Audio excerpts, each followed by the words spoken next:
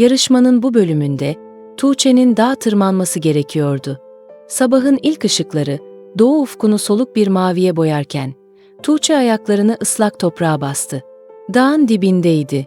Sırtında ufak bir çanta vardı. Yan cebinde metal matara, belinde sıkıca yerleşmiş bir bıçak. Ne çadır, ne yiyecek, ne de ip. İçinde termal içlik, gri polar, koyu renk mont ve dayanıklı dağ pantolonu vardı. Başında koyu renkli bir bere, ayağında su geçirmez botlar. Bu dağ için hazırlanmıştı ama yine de yalnızdı. İlk adımını attı. Toprak yumuşaktı ve ayakkabısı hafifçe zemine gömüldü. Yolun kolay olmayacağı daha ilk dakikada belli olmuştu. Dağın alt kesimleri yoğun çalılıklar, nemli kayalar ve dengesiz patikalarla doluydu. Tuğçe, adımlarını dikkatli atıyor. Bıçağıyla bazen dal temizliyordu.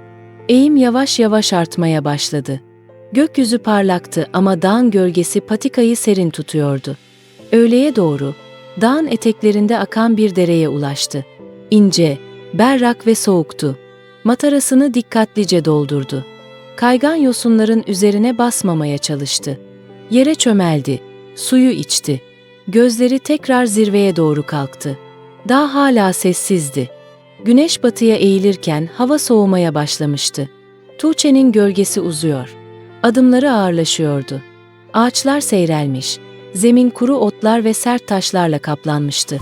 Rüzgar, montunun köşelerinden sızıyordu. Barınak bulması şarttı. Gözleri, yamaçta bir girinti ararken iki taş arasında sığınabilecek bir alan gördü. Diz çöktü, sığındı. Ayakta durmak mümkün değildi ama rüzgardan koruyan duvar yeterliydi.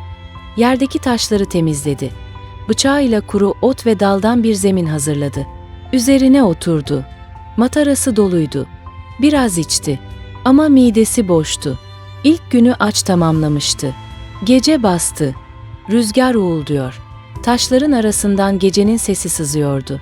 Uzakta bir baykuşun sesi. Taşın üstünden düşen minik bir kaya parçası.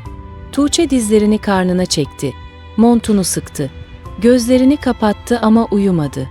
Bu gece hayatta kalmak için sessiz kalmak zorundaydı. Sabah soğuk ama berraktı. Tuğçe kayanın dibinden doğrulduğunda vücudu ağır hissediyordu. Dizlerinde sertlik, omuzlarında gerilim vardı. Ama ayağa kalktı. Yol daha dikleşmişti.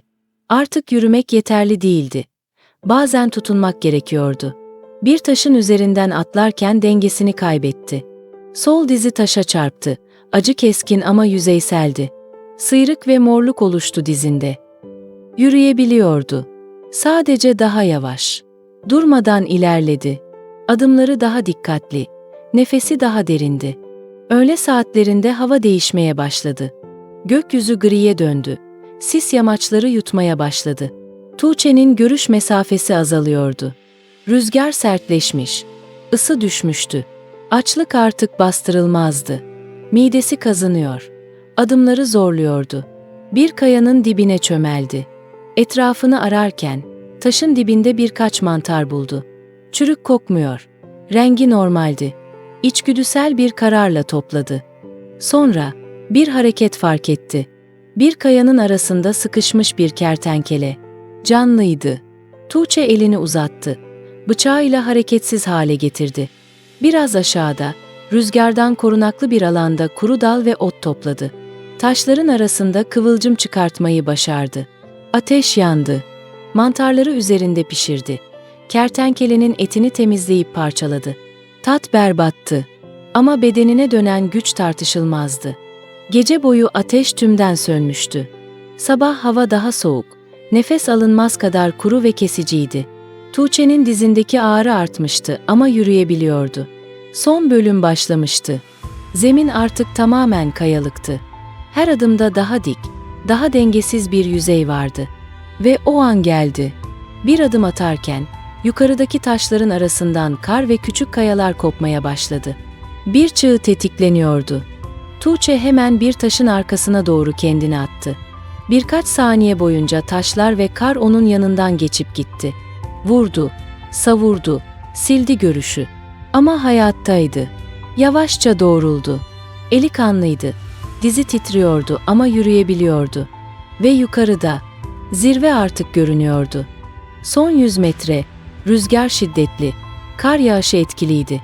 Bere karla kaplanmış, montunun omuzları beyaz noktalıydı. Tuğçe, yüreği göğsüne vururken son adımlarını attı. Taşlık zirveye ulaştı.